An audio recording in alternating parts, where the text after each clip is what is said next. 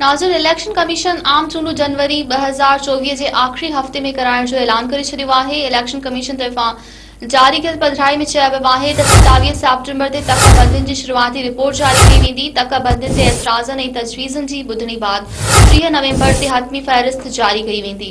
Election commission जो चवणु आहे त तकबंदियुनि जी हतमी फ़हिरिस्त जारी करण बाद 54 ॾींहं इलेक्शन प्रोग्राम हूंदो। आम चूंडू 2024 में थींदियूं। नाज़रीन, हिकु भेरो ॿीहर ब्रेकिंग न्यूज़ ॾियूं पिया त इलेक्शन कमीशन आम चूंडू जनवरी 2024 जे आख़िरी हफ़्ते में कराइण जो ऐलान करे छॾियो आहे। इलेक्शन कमीशन तरफ़ां जारी कयल पधिराई में चयो वियो आहे त 27 सेप्टेम्बर ते तकबंदियुनि जी शुरूआती रिपोर्ट जारी कई वेंदी। तकबंदियुनि ते एतिराज़नि ऐं तजवीज़नि जी ॿुधणी बाद 30 नवंबर ते हतमी फ़हिरिस्त जारी कई वेंदी।